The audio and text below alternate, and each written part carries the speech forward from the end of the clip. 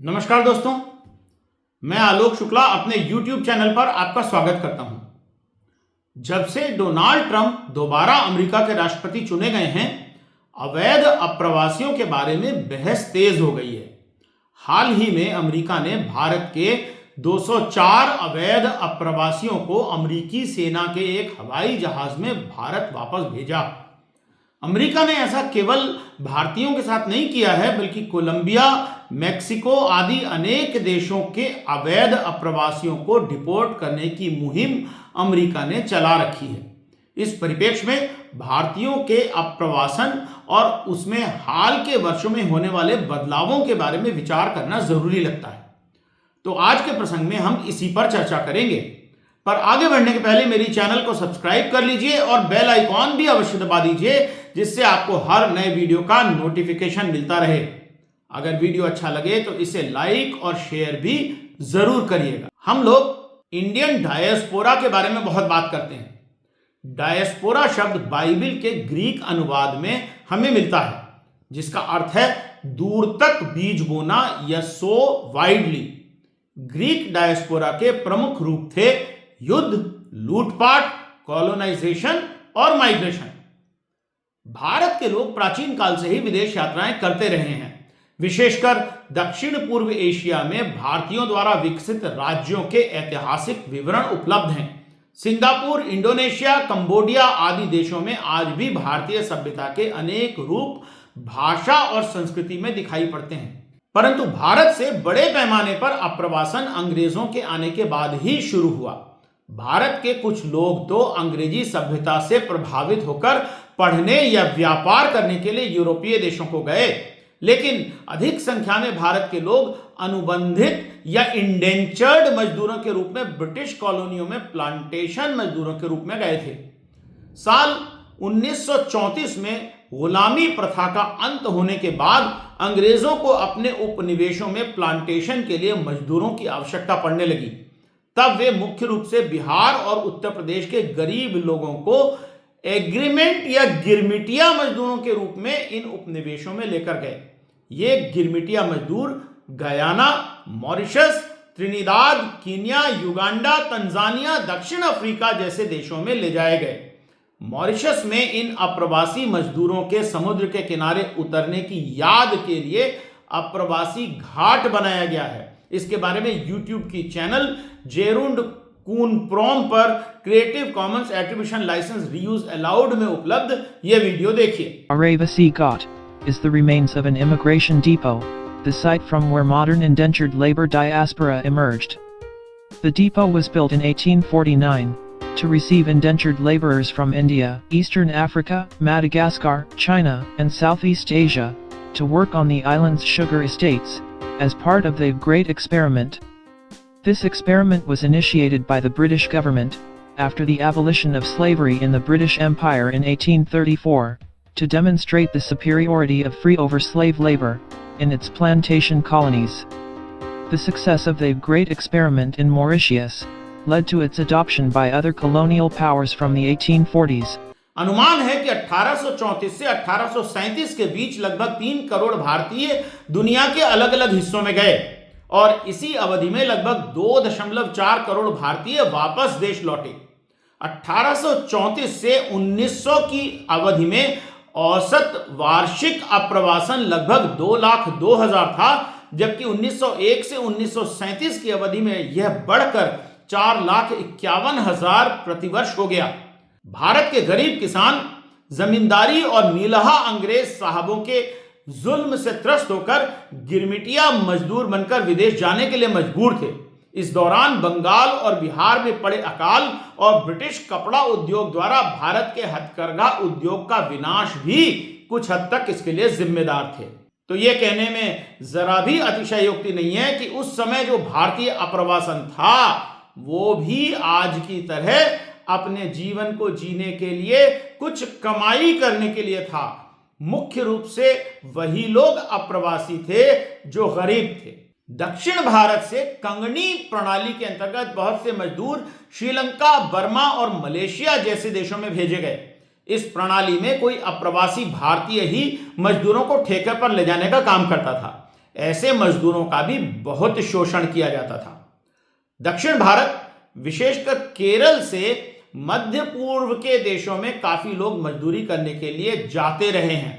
ये लोग किसी ठेके के काम के लिए विशेष अनुबंध के तहत जाते हैं। इन्हें वहां की नागरिकता नहीं मिलती है। 1970 तक मिडिल ईस्ट में लगभग 50,000 भारतीय ही थे, लेकिन इनकी संख्या इसके बाद लगातार बढ़ती ही गई और आज ये संख्या लाखों तक पहुंच गई है। आज भारत के लगभग 44 लाख अप्रवासी अमेरिका में हैं, जो विश्व में सबसे अधिक है। इसके बाद यूएई में 34 लाख, मलेशिया में 30 लाख, सऊदी अरब में 26 लाख, बर्मा में 20 लाख, यूके में 18 लाख, कनाडा में 17 लाख, श्रीलंका और दक्षिण अफ्रीका में 16 लाख और कुवैत में लगभग 10 लाख भारतीय मूल के लोग रहते हैं। इनमें से बहुत से लोगों की स्थिति अच्छी नहीं है और कुछ की हालत तो बहुत ही खराब है। अरब जाने वाले लोगों के पासपोर्ट वहां के मजदूर ठेकेदार, जिन्हें कफील कहा जाता है, अपने पास रख लेते हैं। इस कारण वहां भारतीय मूल के मजदूरों को अपने वैध होने का प्रमाण देना भी मुश्किल होता है और कई बार उनका बुरी तरह शोषण किया जाता है। मलयाली फिल्म आतु जीवितम में इसी तरह से केरल से गए एक मजदूर की दर्द भरी कहानी दिखाई गई है। अल जजीरा इंग्लिश पर एक ऐसे भारतीय मजदूर की कहानी देखिए जिसने आत्महत्या तक कर ली। Overwhelmed with grief, Gangamani mourns a husband who tried to provide a better life for his wife and children. Venakti was deported from Dubai 2 months ago. He'd been working on a tourist visa sold to him by unscrupulous agents. Saddled with a $3,500 debt and hounded by the moneylenders, Venakti killed himself last month. My husband could not get a job in Dubai and was forced to come back. The agent who sent my husband on a tourist visa is responsible for my husband's death. YouTube के channel Ashok LLB पर Creative Commons attribution license reuse allowed में उपलब्ध इस video में एक भारतीय मजदूर की जुबानी सुनिए कि उसके कफील ने उसका पासपोर्ट अपने पास रख लिया और उसका अरब मालिक उसे मारता पीटता तक है। भाइयों नमस्ते, मेरा नाम दिनेश कुमार है। मैं यूपी प्रयागराज से हूँ और 8 फरवरी 2018 को मैं सऊदी के रियाद अल खनैनी एरिया में घर खाते में ड्राइवरी के लिए आया और जब आया तभी मेरा कपिल मेरा पासपोर्ट ले लिया और मारता पीटता भी है। भाइयों, मैं पुलिस के पास भी गया, न मेरी मदद पुलिस वाले किए न एमबीसी वाले। इसी तरह की व्यथा सऊदी अरब गया एक भारतीय मजदूर रोते हुए सुना रहा है। अक्षरा फाइटर पर Creative Commons attribution license reuse allowed में उपलब्ध इस वीडियो में आप देख सकते हैं। सऊदी अरब से हमें यहाँ पे भेजा गया था बिल्डिंग के काम में। बोले थे कि हमको लिमिटेड कंपनी में आपको भेज रहे हैं, जहाँ 1500 तनख्वाह और ओवर टाइम मिलेगा 4 घंटा। हम अपनी दुकान बंद करके यहाँ पे आए हैं और लाके हमको यहाँ कंस्ट्रक्शन लाइन में लगा दिए काम। और यहाँ खाने होने के लिए, पगार के लिए भी बहुत तकलीफ है साहब। हमको किसी तरह मंगा लीजिए इंडिया। परंतु आज का मुख्य विषय अमेरिका गए भारतीय नागरिकों का है, इसलिए हम इसी के बारे में कुछ विस्तार से बात करते हैं। भारत से आने वाले अप्रवासियों को पहली बार अमेरिका की 1980 की जनगणना में एशियन इंडियन के रूप में एक पृथक एथनिक समुदाय के रूप में वर्गीकृत किया गया था। यह शब्द उन्हें पाकिस्तानियों, बांग्लादेशियों आदि से अलग गिनने के लिए गढ़ा गया था। इसके पहले ईस्ट इंडियन शब्द का उपयोग किया जाता था। डॉक्टर एस चंद्रशेखर के अनुसार मद्रास के किसी भारतीय के अमेरिका जाने का पहला रिकॉर्ड सन 1790 में मिलता है, जिसे मैसाचुसेट्स के सालेम में एक पादरी विलियम बेटली ने अपनी डायरी में नोट किया था। वर्ष 1900 तक अमेरिका में केवल 9 भारतीय ही थे। इनकी संख्या वर्ष 1907 तक बढ़कर केवल 1000 ही हो सकी। प्रारंभ में 3 प्रकार के अप्रवासी भारत से अमेरिका जाते थे: साधु सन्यासी, विद्यार्थी और व्यापारी। इनमें सबसे महत्वपूर्ण शायद स्वामी विवेकानंद थे, जो 1893 में शिकागो विश्व मेले में आयोजित विश्व धर्म संसद में भाग लेने के लिए गए थे। वे अमेरिका में 2 साल रहे और उन्होंने वहां वेदांत सोसाइटी की स्थापना की। इसके पहले 1884 में ब्रह्मो समाज के प्रताप चंद मजूमदार अमेरिका आ चुके थे। स्वामी योगानंद 1920 में अमेरिका गए। उस समय भारत से अमेरिका जाने वाले सबसे महत्वपूर्ण व्यक्ति शायद कविवर रविंद्रनाथ टैगोर थे, जो 1916 के आसपास कई बार अमेरिका। भारत के कई स्वतंत्रता संग्राम सेनानी भी अमेरिका जाकर काम करते रहे। इनमें हरदयाल और करतार सिंह सराभा प्रमुख थे। अमेरिका के नागरिकता कानून शुरू से ही नस्लवादी रहे हैं और अफ्रीकियों, एशियनों तथा भारतीयों के विरुद्ध रहे हैं। 1790 के नेचुरलाइजेशन कानून के अनुसार अमेरिकी नागरिकता केवल फ्री व्हाइट पर्सन्स को ही मिल सकती थी। एशियाई मूल के लोगों को नागरिकता नहीं मिल सकती थी। एशियाई मूल के लोगों और भारतीयों का विरोध अमेरिका में प्रारंभ से ही काफी रहा है। यूनियनों, श्वेत मजदूरों, राजनीतिज्ञों और मीडिया के दबाव के कारण अप्रवासी भारतीयों के विरुद्ध कई कानून बनाए गए। इनमें प्रमुख हैं 1907 और 1917 का इमिग्रेशन अधिनियम और 1924 का कोटा अधिनियम। 16 सितंबर 1906 में प्यूजेट साउंड अखबार में बेलिंगम के अप्रवासी भारतीयों के बारे में पगड़ी बांधे सिखों की फोटो छापकर लिखा गया था, have V A dusky peril, Hindu hoards invading the state. 1907 में बेलिंगम वॉशिंगटन में हिंदू विरोधी दंगे हुए, जिसमें लगभग 400 से 500 श्वेत लोगों की भीड़ ने 4 सितंबर 1907 को एक हिंदू कॉलोनी पर हमला किया और 125 अप्रवासी भारतीयों को कॉलोनी से बाहर खदेड़ दिया और उनका सामान लूट लिया। इसी तरह से कैलिफोर्निया में भी हिंसात्मक घटनाएं हुई थी। 1917 के इमिग्रेशन अधिनियम द्वारा एक अलग जोन बनाई गई, जिसे एशिया पैसिफिक ट्रायंगल भी कहा जाता है। इसमें चीन, जापान और भारत सहित अनेक एशियाई देशों के लोगों के अमेरिका में एंट्री पर पाबंदी लगा दी गई। इसके अतिरिक्त अप्रवासियों को नागरिकता देने के लिए एक लिटरेसी टेस्ट भी अनिवार्य कर दिया गया। 1790 के नेचुरलाइजेशन कानून में भारतीयों को काकेशियन माना जाता था, इसलिए उन्हें नागरिकता मिल जाती थी। लेकिन 1923 में भगत सिंह थिंड के प्रकरण में जस्टिस जॉर्ज सदरलैंड ने फैसला दिया कि व्हाइट का अर्थ काकेशियन नहीं माना जा सकता, इसलिए भारतीयों को अमेरिकन नागरिकता नहीं दी जा सकती है। अप्रवासी भारतीय लगातार कोर्ट में और अमेरिकी कांग्रेस में गुहार लगाते रहे, जिससे उनमें से कुछ को नागरिकता मिल भी गई। 1926 में अमेरिका की कांग्रेस में हिंदू रेस के कुछ लोगों के नेचुरलाइजेशन की पुष्टि के लिए सुनवाई हुई। 1939 में अमेरिका में रहने वाले भारत में जन्मे लोगों के नेचुरलाइजेशन के अनुरोध पर सुनवाई अमेरिकी कांग्रेस में हुई। 1924 के एशियन एक्सक्लूजन अधिनियम ने भारतीयों के अमेरिका अप्रवासन पर पाबंदी लगा दी, जो 1946 तक चलती रही। यह पाबंदी हटवाने के लिए भारतीय मूल के लोगों ने लंबी लड़ाई लड़ी। इस लड़ाई में अमेरिकी कांग्रेस में भी लॉबिंग और अनुरोध तथा कोर्ट के प्रकरण शामिल थे। साल 1946 में अमेरिका ने भारतीयों के इमिग्रेशन के लिए प्रतिवर्ष 100 भारतीयों का कोटा निर्धारित किया। इस सब के फलस्वरूप साल 1965 तक मात्र 7,000 भारतीय ही अमेरिका में इमिग्रेट कर पाए थे। 1952 के मैकारेन वॉल्टर अधिनियम ने राष्ट्रीय कोटा प्रणाली समाप्त कर दी, परंतु स्किल आधारित रोक कायम रखी। इससे उच्च कौशल प्राप्त लोगों के अप्रवासन को प्राथमिकता मिली। अमेरिका जाने वाले लोग अब नॉलेज वर्कर थे। 1965 में अंततः अमेरिका ने उच्च कौशल प्राप्त अप्रवासियों के लिए अपने द्वार पूरी तरह खोल दिए और कोटा प्रणाली पूरी तरह समाप्त कर दी। इसके बाद पढ़े लिखे लोग अधिक संख्या में अमेरिका जाने लगे। भारत में इसे ब्रेन ड्रेन कहा गया और यह बात उठने लगी कि अगर भारत के पढ़े लिखे लोग भारत से चले जाएंगे तो यह देश के विकास में बाधक होगा।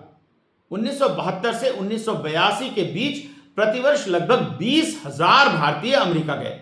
1986 में इमिग्रेशन रिफॉर्म्स एंड कंट्रोल अधिनियम पारित हुआ, जिसने अवैध रूप से अमेरिका में पूर्व से रह रहे अवैध अप्रवासियों को वैध करने का रास्ता साफ किया। परंतु इस कानून ने अवैध अप्रवासियों पर शिकंजा कसने का काम भी किया। अवैध लोगों को काम देने वाले नियोक्ताओं पर जुर्माने और सजा का प्रावधान किया गया। सीमाओं पर चौकसी बढ़ाने का प्रबंध किया गया। इस समय तक अमेरिका में भारत के अवैध अप्रवासी बहुत कम संख्या में थे। एक अनुमान के अनुसार साल 1996 में अमेरिका में रह रहे कुल 50 लाख अवैध अप्रवासियों में से भारतीय केवल 0.66% ही थे। साल 1990 में अधिनियम में संशोधन करके मानव संसाधन बढ़ाने के लिए अप्रवासियों को अनेक छूट दी गई। हाईली स्किल्ड टेम्परेरी नाम की एक नई कैटेगरी बनाई गई। इस दौरान भारतीय कंप्यूटर प्रोफेशनल बड़ी संख्या में अमेरिका गए। 1996 के अधिनियम में एग्रेवेटेड फेलोनी को अप्रवासियों के डिपोर्टेशन का आधार बना दिया गया। इसमें मामूली सी चोरी और चेक बाउंस होने जैसे मामूली अपराध भी शामिल थे।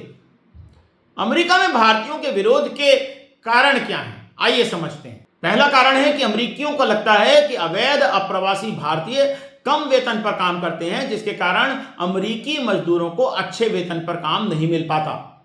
दूसरा कारण यह है कि अमेरिकियों को यह भी लगता है कि भारतीयों का लिविंग स्टैंडर्ड बहुत कम है, जिसके कारण अमेरिका के शहरों में गंदगी बढ़ती है।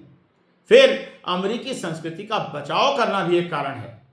अमेरिकियों को अप्रवासियों के द्वारा अपने धर्म के पालन करने और मंदिर, गुरुद्वारे आदि बनाना अमेरिकी संस्कृति का विरोध करने जैसा लगता है। अमेरिकियों को लगता है कि अप्रवासी भारतीय अमेरिकी संस्कृति में एसिमिलेट नहीं होना चाहते। आज अमेरिका में सबसे अधिक संख्या में अप्रवासी भारतीय मूल के ही हैं। साल 1990 में अमेरिका में अप्रवासी भारतीयों की संख्या केवल 4.5 लाख ही थी, जो साल 2021 में बढ़कर 27 लाख और अब 44 लाख तक पहुंच चुकी है। भारत सरकार अपने देश के लोगों को बाहर जाने पर कोई रोक नहीं लगाती। इसका कारण यह है कि अप्रवासियों द्वारा काफी धन भारत भेजा जाता है। वर्ष 2020 में अप्रवासियों ने लगभग $83 बिलियन भारत भेजे। इसकी तुलना में चीन को भेजे जाने वाली रेमिटेंस केवल $59.51 बिलियन ही थी। अप्रवासियों द्वारा भारत को भेजे जाने वाले धन का लगभग आधा धन गल्फ के देशों से था और लगभग 1/5वां हिस्सा ही अमेरिका से था।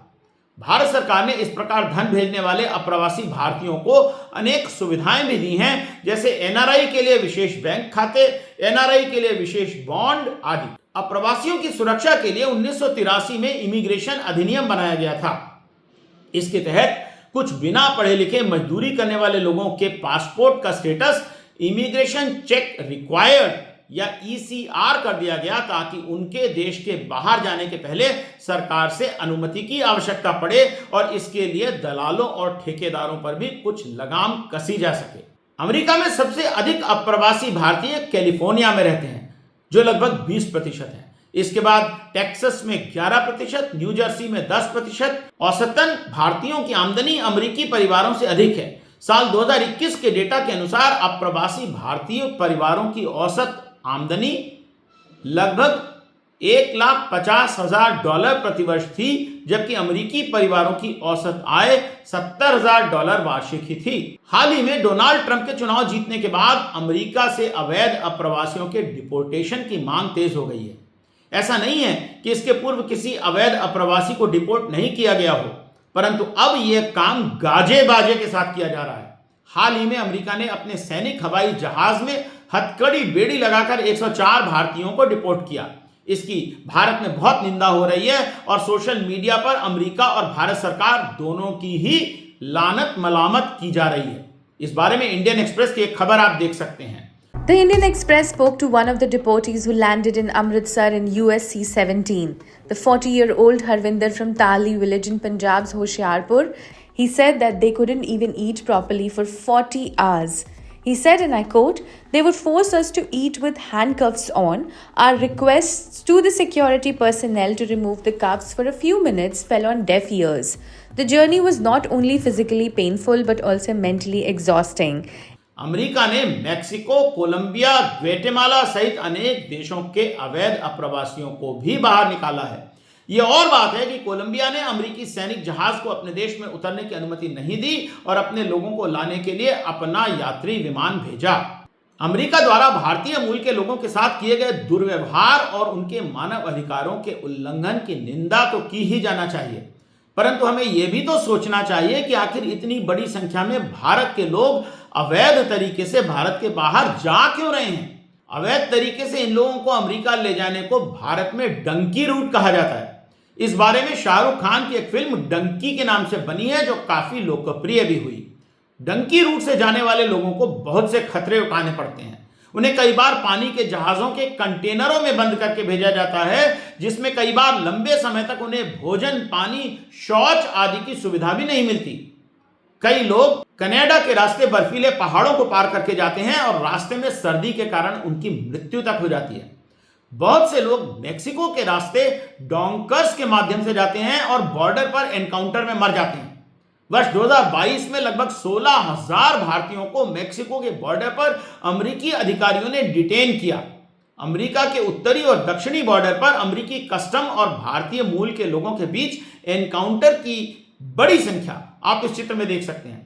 यह संख्या वास्तव में दिल दहलाने वाली है। मेक्सिको के रास्ते डंकी रूट से ले जाने की पूरी दिल दहलाने वाली कहानी आप न्यूज 18 पंजाब पर Creative Commons attribution license reuse allowed में उपलब्ध इस वीडियो में देख सकते हैं। निकारागुआ से होंडुरस में चल रहे, होंडुरस से ग्वाटेमाला एंट्री करनी। ग्वाटेमाला एक और लगती है जैसे किश्ती, उसमें थे हम 15-20, उसमें ले गए ग्वाटेमाला एक घर में डाल देते हैं। वहाँ पे पेमेंट क्लियर करनी होती है सारी। आपको घर बात करनी होती है कि सारी पैसे एजेंट को दे दिए जाएं, उसी के बाद हमें निकालना। मैक्सिको से पहले एक यानी 12-13 घंटे का रास्ता रह जाए मैक्सिको का, वहाँ पे रोक लेते हैं क्योंकि ये सोचते हैं कि मैक्सिको से बंदा भाग जाएगा हमारे हाथ से, और जो बंदा भाग गया तो पेमेंट नहीं देगा पीछे वाले। ये 2 नंबर का काम होता है ना, इसलिए ग्वाटेमाला ही रोक लेते हैं हम। ग्वाटेमाला रोक के पेमेंट करते हैं। अगर 2 दिन तो अच्छा खाने देते हैं, उसके बाद फिर टॉर्चर करना चालू कर देते हैं। भाई पेमेंट करा, पेमेंट करा, पेमेंट करा कर को पूरा दबाव बनवाते हैं।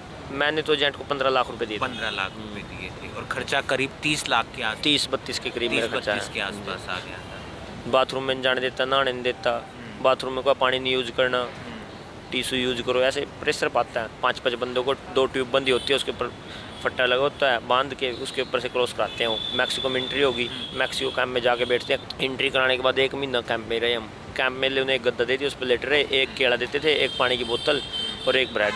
उसमें बीफ देते थे। हमारी टिकट करा दी। 3.5 दिन बस, दिन रात की बस चलती है बॉर्डर तक। वो मैक्सिको बॉर्डर तक। हाँ। वो ये जो यूएसए का बॉर्डर है, वहाँ से ले हम उसमें बस में चलते रहे। फिर वहाँ जाके बिठा लेते हैं। वो जैसे मौका मिलता है, आगे सख्ताई कम होती है अमेरिका वाले बॉर्डर पे, फिर वो बॉर्डर क्रॉस करा देते हैं। दीवार बहुत से तो अलग अलग है। कैलिफोर्निया से कूदेगा कोई इधर से एरिजोना से कूदेगा। अलग अलग रूट है ना, कोई कहीं से कूदता है, कोई कहीं से कूदता है। पहुँच गए वहाँ पे, बॉर्डर पेट्रोल आ गई अमेरिका की। जैसे उन्होंने हमें चेकिंग करके सरेंडर कर दिया, हमने ले गया हमने कैब में, उसमें चौंकी में 18 दिन रहे हम। टॉर्चर करे थे। क्यों आए? हाँ, क्यों आए, क्या था भाई तुम्हें इंडिया में? चले गए। मम ने तो कुछ बोले नहीं, हम इंडिया आओ। मम ने इंग्लिश आती नहीं, मम ने तो एक आंसर दे दिया था।